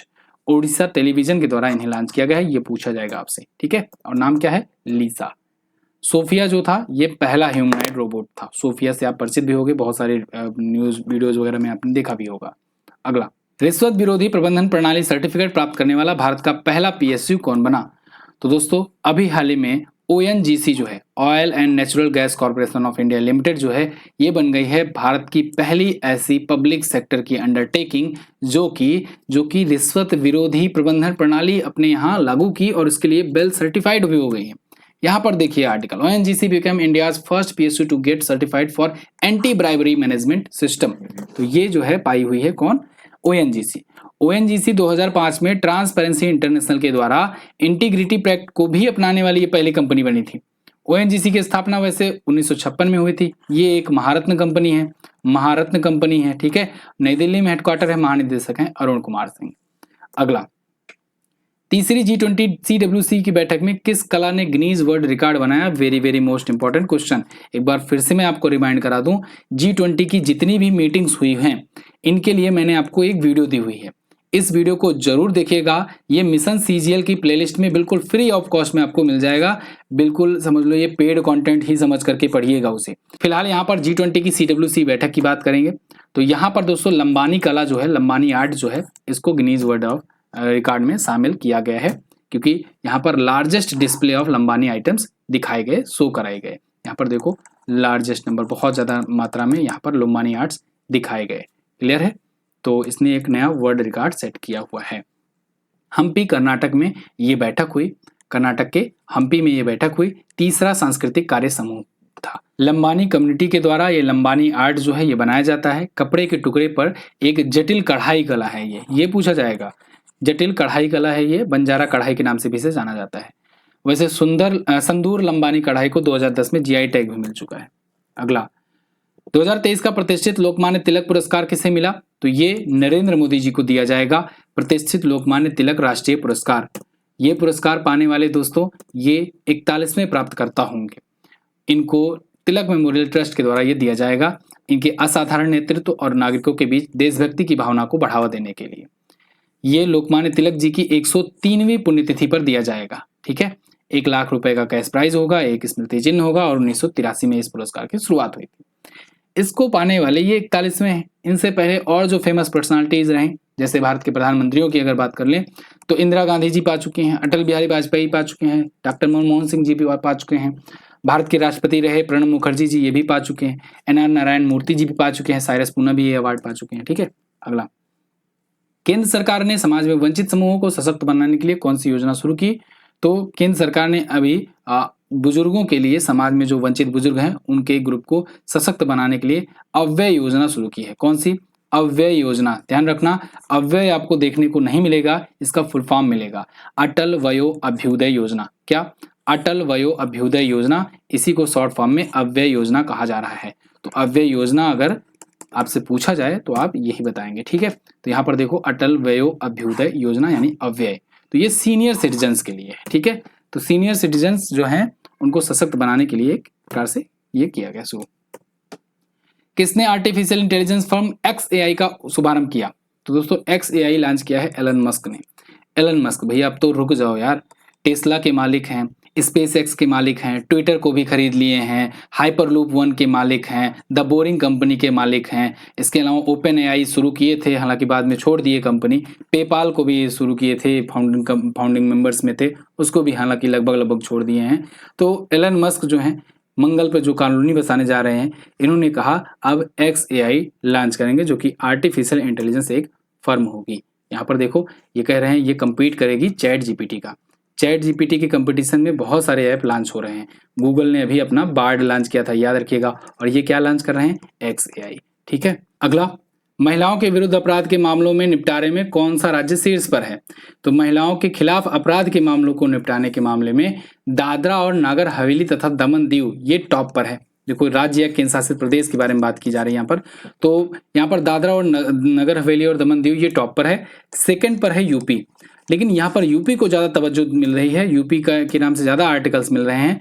कारण ये है कि यूपी की पॉपुलेशन, यूपी जो है 30 करोड़ आबादी लेकर के वहां पर सबसे ज़्यादा मामले में जो महिला के खिलाफ जो क्राइम्स हैं उनको डिस्पोज करने में ये कामयाब रहा है, इसलिए यूपी की तारीफ हो रही है। दादरा और नागर हवेली तो ये बहुत कम जनसंख्या वाले समझ लो यूनियन टेरिटरी हैं, लेकिन फिलहाल पहले नंबर पर परसेंटेज के हिसाब से देखा जा रहा है तो पहले नंबर पर 98.30% के मामले में दादरा और नागर हवेली को टॉप पर रखा गया है। दूसरे पर 97.80 FIR का निस्तारण करने के मामले में उत्तर प्रदेश है दूसरे स्थान पर। तीसरा स्थान पुडुचेरी का है। सबसे अंतिम स्थान है बिहार का, जियो हो बिहार के लाला, 18.5% ही मामले निपटाए हुए हैं। मणिपुर दूसरे सेकंड लास्ट पर है, और देखो सेकंड लास्ट और थर्ड लास्ट के बीच में गैप देखो 20.6% और यहाँ पर 46.7%। आगे बढ़ते हैं। भारत का पहला वैदिक थीम पार्क कहाँ खोला गया? ये खोला गया दोस्तों नोएडा में। नोएडा में खोला जाएगा, मतलब अभी बन रहा है। वैदिक थीम वाला पार्क होगा, इसमें वेदों का मतलब पूरा का पूरा एक प्रकार से शो किया जाएगा। 27 करोड़ की लागत से बनाया जा रहा है। इसका नाम रखा गया है वेद वन। क्या नाम रखा गया है? वेद वन। तो नाम आपसे पूछा जाएगा। तो जनवरी 2021 में शुरुआत हुआ था, जल्द ही बनकर के ये कंप्लीट होगा। उत्तर प्रदेश के CM योगी आदित्यनाथ इसका उद्घाटन करेंगे। इसमें वैदिक काल के जो ऋषि मुनि रहे थे उनकी भी तस्वीरें यहाँ पर बनाई गई हैं। ऋषि कश्यप, ऋषि अगस्त्य, ऋषि विश्वामित्र, वशिष्ठ, अत्रि, गौतम, भारद्वाज ये सभी शामिल हैं। 50,000 से ज्यादा पौधे भी यहाँ पर लगाए गए हैं। 14 जुलाई 2023 को भारत का चंद्र मिशन चंद्रयान 3 कहाँ से लॉन्च किया गया? Most awaited question. तो देखो चंद्रयान 3 ये श्रीहरिकोटा आंध्र प्रदेश से लॉन्च किया गया है, सतीश धवन अंतरिक्ष केंद्र से। इसके बारे में पूरा डिटेल देख लो। 14 जुलाई को दोस्तों 2:35 पर ये लॉन्च किया गया और ये 23 अगस्त को वहां पर लैंड करेगा। कहां पर? चंद्रमा की धरती पर, चंद्रमा के दक्षिणी हिस्से पर ये लैंड करेगा, ये बात ध्यान रखना। 2:35 पर लॉन्च किया गया था। रॉकेट का नाम था LV-M3-M4। ये रॉकेट का नाम याद रखिएगा। पिछली बार GSLV MK3 से लॉन्च किया गया था, इस बार LV-M3-M4 से लॉन्च किया गया है। चंद्रयान में इस बार प्रपल्सन सिस्टम, विक्रम लैंडर और प्रज्ञान रोवर है। इस बार दोस्तों हम लोगों ने ऑर्बिटर नहीं भेजा है, ऑर्बिटर की जगह पर हम लोगों ने इसको भेजा हुआ है, प्रपल्सन सिस्टम। ऑर्बिटर क्यों नहीं भेजे? क्योंकि पिछला बार वाला जो ऑर्बिटर था वो काम अभी भी कर रहा है, तो यहाँ पर हम लोग उसको नहीं भेजे हैं इस बार। चंद्रमा की धरती पर 23 अगस्त 2023 को 5:47 पर ये उतरेगा। ध्यान रखना 2008 में चंद्रयान 1 मिशन लॉन्च किया गया था और चंद्रयान 1 मिशन ने ना 2019 में जाकर के यानी 1 साल बाद पानी का पता लगाया था। ठीक है, पानी का पता किसने लगाया? चंद्रयान 1 मिशन ने। भारत पहला देश बना था पानी का पता लगाने वाला। पानी मतलब एग्जैक्टली नहीं बताया कि वहां पर झील भरी हुई है, बर्फ के कुछ टुकड़े या पार्टिकल समझ लो बताया इन्होंने। 22 जुलाई 2019 को चंद्रयान 2 मिशन लॉन्च किया गया था, जो 95% तक कह सकते हैं कि सक्सेस रहा था। बस थोड़ा सा सक्सेसफुली लैंड नहीं हो पाई थी, जो अपना विक्रम लैंडर था, इस वजह से दिक्कत हो गया था। वैसे इस पर मैंने वीडियो बना रखी है, आप देख सकते हो कि कैसे इस बार वाला जो है वो जाकर के लैंड करेगा। तो पिछली बार वाला GSLV MK3 द्वारा लॉन्च किया गया था रॉकेट के द्वारा। ठीक है, अगला, PM नरेंद्र मोदी जी किस देश के सर्वोच्च सम्मान Grand Cross of the Legion of the Honour से सम्मानित किए गए? तो दोस्तों ये फ्रांस में गए हुए थे अभी, वहाँ पर बास्टिल डे परेड में हिस्सा लेने, और वहीं पर इनको Grand Cross of the Legion of Honour से सम्मानित किया गया। ये बन गए हैं समझ लो पहले भारतीय प्रधानमंत्री जिन्होंने ये अवार्ड जीता है। ये फ्रांस का highest of the highest civilian award है, फ्रांस का सर्वोच्च नागरिक सम्मान है, इससे बड़ा कोई सम्मान नहीं है फ्रांस में, ठीक है। तो ये इनको मिला है। साथ ही साथ भारत और फ्रांस में यूपीआई के उपयोग को लेकर के भी एक डील हुई है, और कुछ डिफेंस डील भी हुई है, पनडुब्बी वगैरह भी भारत के लिए बनाएगा फ्रांस, ठीक है, स्कॉर्पियन कैटेगरी की।